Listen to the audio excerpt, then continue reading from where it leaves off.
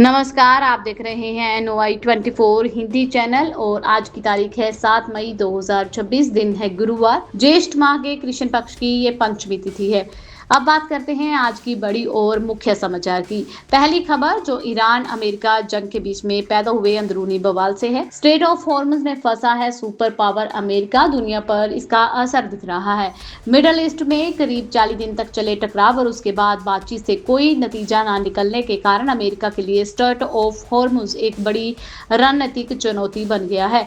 यह इलाका दुनिया के सबसे अहम तेल मार्गों में से एक है। यहाँ की स्थिति बिगड़ने से वैश्विक स्तर पर असर पड़ रहा है। अमेरिका ने दावा किया कि उसने ईरान की इस्लामिक रिवोल्यूशन गार्ड स्कोप के जहाजों को निशाना बनाया है ताकि इस क्षेत्र को सुरक्षित किया जा सके, लेकिन ईरान ने इस दावे को गलत बताया और कहा कि हमले में सैन्य नौकाएं नहीं बल्कि आम नागरिकों की नावें प्रभावित हुई हैं। ईरान के अनुसार इस घटना में 5 निर्दोष लोगों की मौत हो गई है। अमेरिका ने ऑपरेशन फ्रीडम शुरू किया है जिसका मकसद होर्मुज से गुजरने वाले तेल टैंकरों और व्यापारिक जहाजों को सुरक्षित रास्ता देना है। हालांकि 5 मई को कोई भी जहाज इस रास्ते से नहीं गुजर पाया, जिससे हालत की गंभीरता साफ दिख रही है। इससे एक दिन पहले अमेरिकी सेंट्रल कमांड के प्रमुख जनरल ब्रैड कपूर ने इस मामले में नौसेना की तैयारियां की समीक्षा की थी और अमेरिका के रक्षा मंत्री पीट हेगसेथ ने कहा था कि यह अभियान किसी भी तरह से ईरान पर हमला करने के लिए नहीं है बल्कि सिर्फ समुद्री रास्ताओं को सुरक्षित रखने के लिए है। लेकिन हाल ही के दिनों में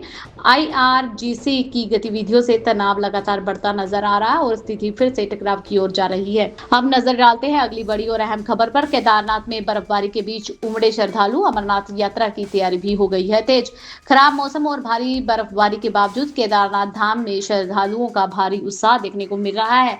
अब तक 3.44 लाख से ज्यादा भक्त दर्शन कर चुके हैं। वहीं 18 मई को रुद्रनाथ धाम के कपाट खुलेंगे, जिसके लिए प्रशासन ने तैयारियां तेज कर दी हैं। दूसरी ओर 3 जुलाई से शुरू होने वाली अमरनाथ यात्रा के लिए उधमपुर में लॉजमेंट सेंटर्स की समीक्षा की जा रही है। बिहार के मुंगेर में स्वामी सत्यानंद सरस्वती के 59वें प्रारंभ महोत्सव में मुख्यमंत्री और उप मुख्यमंत्री शामिल हुए, जहां भव्य ड्रोन शो का आयोजन किया गया था।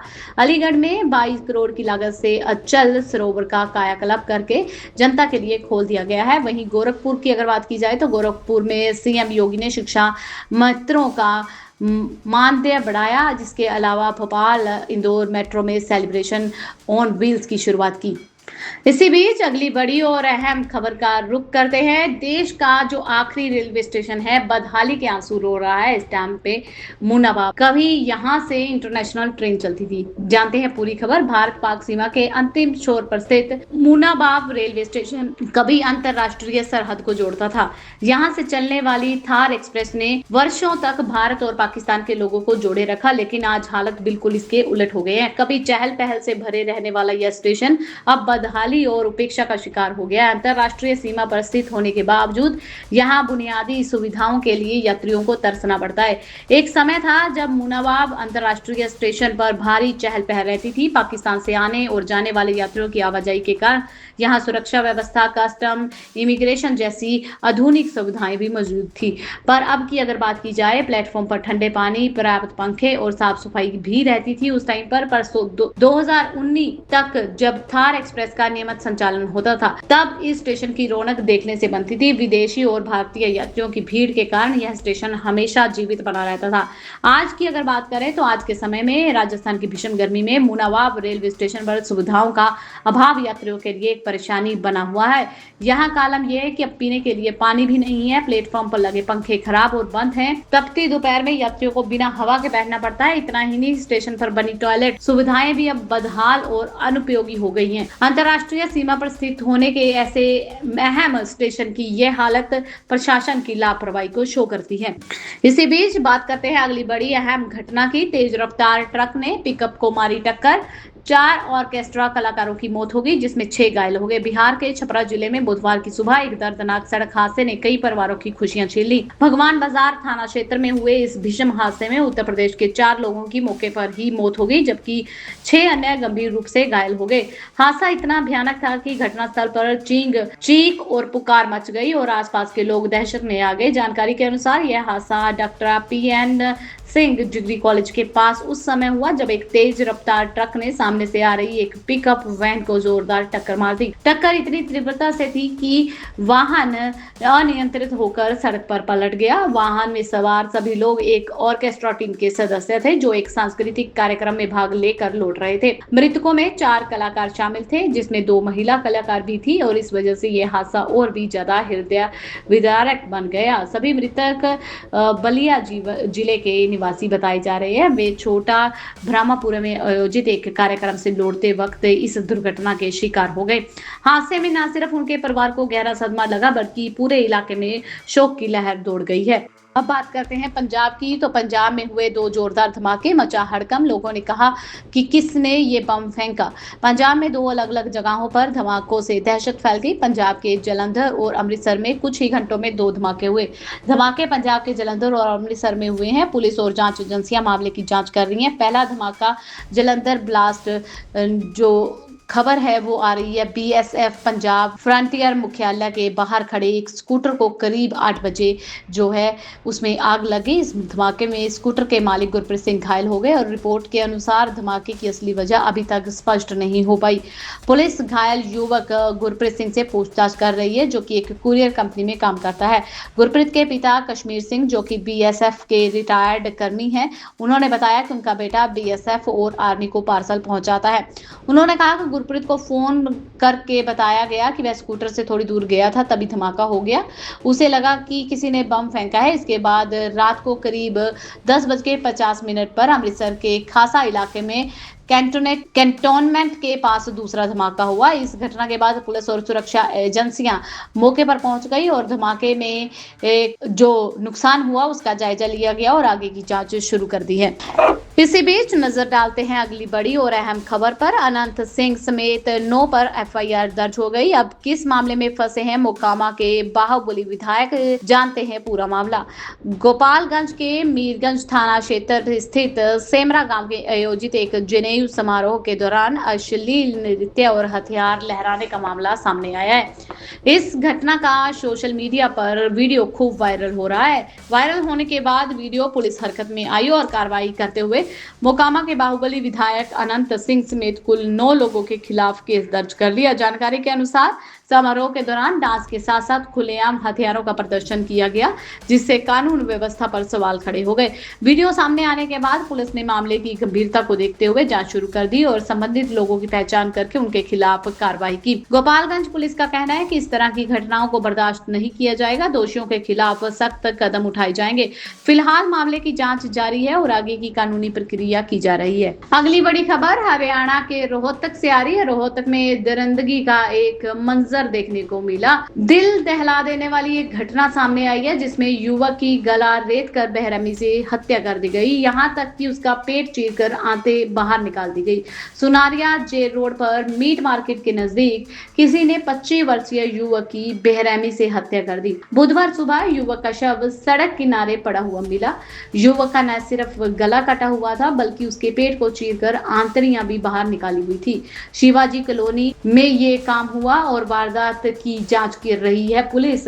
मृतक की अभी तक पहचान नहीं हो सकी। पुलिस के मुताबिक ये सारा घटना करीब 7:45 बजे उन्हें सूचना मिली थी कि मीट मार्केट के पास सुनारिया जेल की तरफ से आने वाले बाईपास पर खुले मैदान में एक युवक का शव पड़ा है।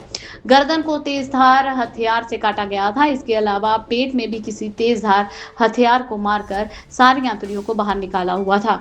शराब की बोतल शव के नजदीक और नमकीन और सामान पड़ा मिला। एएसपी आयुष यादव, शिवाजी थाना प्रभारी राकेश सैनी, अनाज मंडी चौकी प्रभारी निकेश और डॉक्टरों के टीम मौके पर पहुंची। गहराई से वारदात की जांच पड़ताल की, पर मृतक की पहचान अभी तक नहीं हो पाई, तो शव को पीजीआई के डेड हाउस में रखवा दिया गया है। इसी बीच अगली बड़ी और अहम घटना का रुख करते हैं।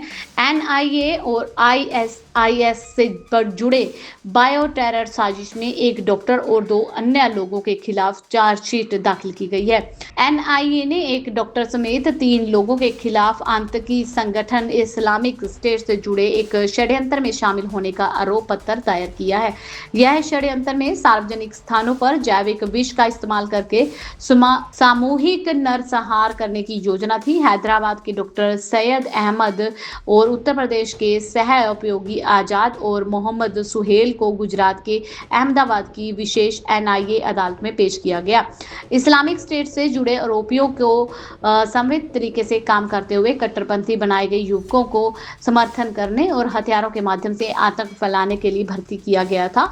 उन्होंने इस्लामिक स्टेट के नापाक एजेंडे को अंजाम देने के लिए रेसिन का इस्तेमाल करने की योजना बनाई थी। रेसिन अरंडी के बीजों से प्राप्त एक विषैला पदार्थ होता है जिससे रासायनिक हथियार की अनुसूची बनाई जाती है। यह मामला मूल रूप से गुजरात आतंकरोधी दस्ते द्वारा नवंबर 2025 में डॉक्टर मोहुद्दीन की गिरफ्तारी के बाद दर्ज किया गया था और जांच के बाद 2 अन्य आरोपियों को भी गिरफ्तार कर लिया गया।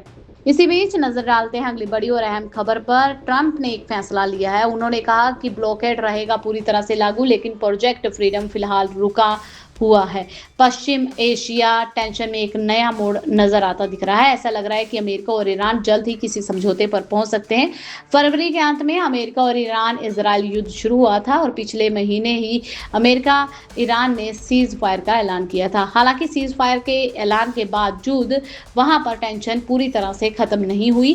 अमेरिका और ईरान के बीच लगातार वार्तालाप जारी है। स्टेट ऑफ हॉर्मुज को लेकर अभी भी ईरान और अमेरिका के बीच में कुछ बातों को लेकर मतभेद बना हुआ है। हालांकि अब ऐसा लग रहा है कि इसका निपटारा जल्द हो सकता है, क्योंकि अमेरिकी राष्ट्रपति डोनाल्ड ट्रंप ने इसी सप्ताह प्रोजेक्ट फ्रीडम का ऐलान किया। हालांकि उन्होंने इस पर अभी रोक लगा दी है। सोशल मीडिया की अगर बात करें तो उन्होंने लिखा कि हमने आपसी सहमति से यह तय किया है कि नाकाबंदी पूरी तरह से लागू रहेगी, लेकिन प्रोजेक्ट फ्रीडम, जिसका मतलब है कि स्टेट ऑफ हॉर्मुज से जहाजों की जो आवाजाही है वो कुछ समय के लिए रोक दिया जाएगा, ताकि यह देखा जाए कि समझौते को अंतिम रूप दिया जा सकता है और उस पर साइन किए जा सकते हैं या नहीं।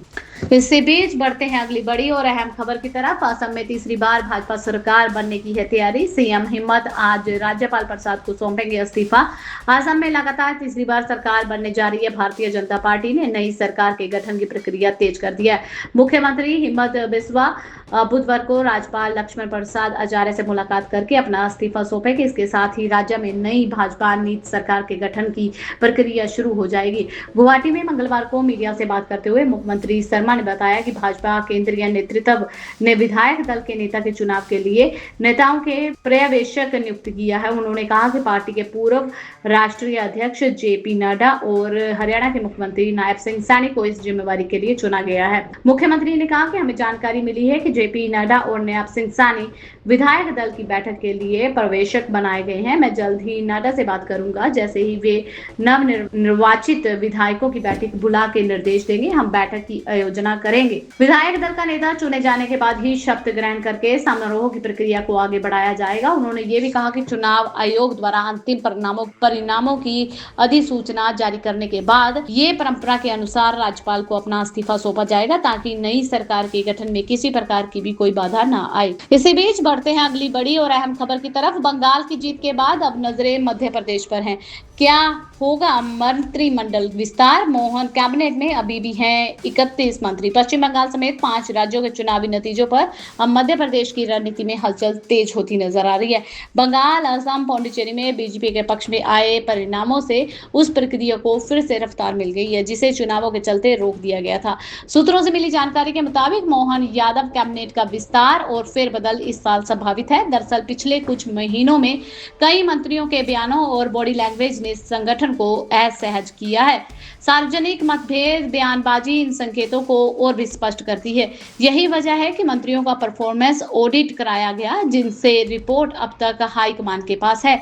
मंत्रियों के कामकाज का मूल्यांकन किया जा रहा है। संगठन ने जो भी सर्वन्य बढ़ने के निर्देश दिए थे, उनकी परीक्षा अब में फेरबदल किया जा रहा है। राजनीतिक तौर पर यह फेरबदल बेहद अहम माना जा रहा है, क्योंकि राज्य सरकार अपनी कार्यालय के माध्यम से बिंदु पर लगभग पहुंच चुकी है, यानी कि मोहन सरकार के 2.5 साल पूरे हो चुके हैं और अगले 2.5 सालों में पूरी तरह से चुनावी मोड में होंगे। ऐसे में पार्टी कोई जोखिम भी लेने के मूड में नहीं दिख रही, मानकर चल रही है कि कैबिनेट में फेरबदल या विस्तार का यही सही समय है। वहीं बात करते हैं अगली बड़ी और अहम खबर की। सोनम को गया नोटिस। सोनम रघुवंशी की जमानत रद्द कराने के लिए हाईकोर्ट में याचिका। अपने पति की हत्या के आरोप में जेल से जमानत पर छूटकर आई सोनम रघुवंशी की मुश्किलें फिर से बढ़ती नजर आ रही हैं। उनकी जमानत रद्द कराने के लिए मेघालय सरकार ने हाईकोर्ट में याचिका लगाई है। इसके बाद हाईकोर्ट ने सोनम को नोटिस भेज दिया है। याचिका में सरकार ने कहा कि अभी केस का ट्रायल जारी है, गवाहों के बयान होने हैं, तो सोनम यदि जमानत पर रहती है तो गवाह प्रभावित हो सकते हैं। सरकार ने इस आधार पर निचली अदालत का बेल ऑर्डर निरस्त करने की मांग की है। याचिका में यह भी कहा गया कि इस हत्याकांड में आरोपी को जमानत देने से पहले सेशन कोर्ट ने केस की गंभीरता और जमानत दिए जाने के केस पर होने वाले असर पर विचार नहीं किया। यह याचिका की सुनवाई के बाद मेघालय हाईकोर्ट ने सोनम से जवाब मांगा है। अब अगली सुनवाई में सोनम के वकील को इस मामले में जवाब देना होगा। उधर सोनम की जमानत के बाद जेल में बंद राजा रघुवंशी हत्याकांड के 4 आरोपियों की जमानत याचिका लगाई गई है। सोनम के प्रेमी राज कुशवाहा की जमानत याचिका पर सुनवाई के बाद कोर्ट ने फैसला सुरक्षित रखा है। अब बात करते हैं अगली बड़ी और अहम खबर की। कोटवा में धक्के से चल रहे हैं अवैध क्लिनिक। एक अस्पताल को सील कर थामा अभियान। प्रखंड क्षेत्र में अवैध रूप से संचालित नर्सिंग होम, निजी क्लिनिक और अल्ट्रासाउंड सेंटर जांच घरों के खिलाफ स्वास्थ्य विभाग की हालिया कार्रवाई पर सवाल खड़े कर रहा है। स्थानीय लोगों का आरोप है कि प्रशासन द्वारा चलाई गई छापेमारी अभियान के केवल खाना पूर्ति तक ही सीमित रही। इस दिखावे की कार्रवाई से क्षेत्र के लोगों में असंतोष बढ़ा है और जांच जो है उसकी निष्पक्षता पर चर्चा तेज हो गई है। बताया जा रहा है कि पूरे कोटवा प्रखंड में दर्जनों ऐसे निजी स्वास्थ्य संस्थान बने हुए हैं जो संचालित हो रहे हैं, लेकिन प्रशासनिक टीम ने केवल 1 या 2 केंद्रों की ही सुध ली है। इस दौरान महज एक अस्पताल को सील कर औपचारिकता पूरी कर ली है। ग्रामीणों का कहना है कि कार्रवाई के नाम पर केवल चुनिंदा केंद्रों को निशाना बनाया गया है, जबकि क्षेत्र में अलग अलग इलाकों में अन्य अवैध संस्थाएं आज भी बेखौफ खुलेआम चल रही हैं। स्थानीय लोगों का मानना है कि अगर प्रशासन बिना किसी भेदभाव के व्यापक स्तर पर जांच अभियान चलाए तो बड़े पैमाने पर अनियमितता और बिना लाइसेंस के चल रहे फर्जी केंद्रों का खुलासा हो सकता है। ग्रामीणों ने जिला प्रशासन और स्वास्थ्य विभाग के उच्च अधिकारियों से मांग की कि पूरे प्रखंड में सघन तलाशी अभियान चलाया जाए। लोगों ने जोर देकर कहा कि मरीजों की जान से खिलवाड़ करने वाले अवैध संस्थानों को तत्काल से बंद करके सख्त कार्रवाई की जानी चाहिए। अगली खबर बिहार से आ रही है, जहां पर कचरे से खड़ी कर दी एक शौर्य की मिसाल। 700 किलो किवाड़ से बनी वीर कुंवर सिंह की भव्य मूर्ति 5 महीने में बनकर तैयार हो गई। बिहार की माटी हमेशा से वीरों और विद्वानों की जननी रही है। जब भी भारतीय स्वतंत्रता संग्राम के पहले आंदोलन यानी कि 1857 की क्रांति का जिक्र होता है तो 80 वर्ष की उम्र में भी युवाओं जैसा जोश देखने वाले बाबू वीर कुंवर सिंह का नाम सबसे पहले आता है। हाल ही में उनके पैतृक शहर आरा में उनकी वीरता को एक ऐसा नया आवाम दिया गया जिसकी चर्चा आज पूरे देश में हो रही है। आरा के ऐतिहासिक बाबा कुंवर सिंह पार्क में उनकी एक ऐसी प्रतिमा स्थापित की गई जो न केवल उनके शौर्य को जीवित करती है बल्कि आधुनिक युग में सबसे बड़ी चुनौती यानी कि पर्यावरण और संरक्षण का भी समाधान पेश करती है। सैकड़ों वर्षों के इतिहास में पहली बार बाबू वीर कुंवर सिंह की ऐसी अनोखी प्रतिमा बनाई गई है जो पूरी तरह से स्क्रैप मेटल यानी कि धातु के कबाड़ से बनाई गई है। आमतौर पर महापुरुषों की प्रतिमाएं जो है पीतल, कांसे और पत्थर से बनाई जाती है, लेकिन इस मूर्ति का जो निर्माण है वो पूरी तरह से इको फ्रेंडली सोच के साथ हुआ है, जिसका मुख्य उद्देश्य समाज को यह मैसेज देना है कि जिसे हम कचरा समझ के फेंक देते हैं, यदि उसमें भी रचनात्मक नजर जाए तो इतिहास को जीवित करने के लिए अमूल्य धरोहर बन सकती है। इस प्रतिमा के माध्यम से वातावरण को प्रदूषित होने से बचाने का एक मौन और सशक्त अभियान शुरू किया गया है। इसी बीच बढ़ते हैं अगली बड़ी और अहम खबर की तरफ। यूएई पर हमले की भारत ने की कड़ी निंदा। पीएम नरेंद्र मोदी बोले हम उनके साथ हैं। 3 भारतीय हुए थे जहां घायल। प्रधानमंत्री नरेंद्र मोदी ने यूएई के फुजेरा शहर पर हुए हमले की कड़ी निंदा की है। इस हमले में 3 भारतीय नागरिक घायल हुए, जिनके प्रति प्रधानमंत्री ने संवेदना प्रकट की है। उन्होंने स्पष्ट किया कि भारत संकट की घड़ी में यूएई के साथ मजबूती से खड़ा है। जानकारी के मुताबिक फुजेरा स्थित एक प्रमुख तेल संयंत्र को निशाना बनाया गया था। यूएई ने इस हमले के लिए ईरान को जिम्मेवार ठहराया। प्रधानमंत्री मोदी ने कहा कि आम नागरिकों और बुनियादी ढांचे पर हमला करना पूरी तरह से अस्वीकार्य है और ऐसे काम के लिए कड़ी निंदा की जानी चाहिए। उन्होंने ये भी दोहराया कि भारत संवाद और कूटनीति के जरिए सभी मुद्दों के शांतिपूर्ण समाधान का समर्थन करता है। साथ ही उन्होंने स्टेट ऑफ हॉर्मुज में सुरक्षित और निर्बाध नौवहन के लिए ऊर्जा सुरक्षा और क्षेत्रीय स्थिरता के लिए बेहद जरूरी बताया। ये थी अब तक की बड़ी खबरें। ऐसी और खबरें जानने के लिए चैनल को सब्सक्राइब कर लें, बेल आइकन को प्रेस कर लें ताकि आपसे आने वाली खबरें मिस ना हो। खुश रहें, सुरक्षित रहें। धन्यवाद।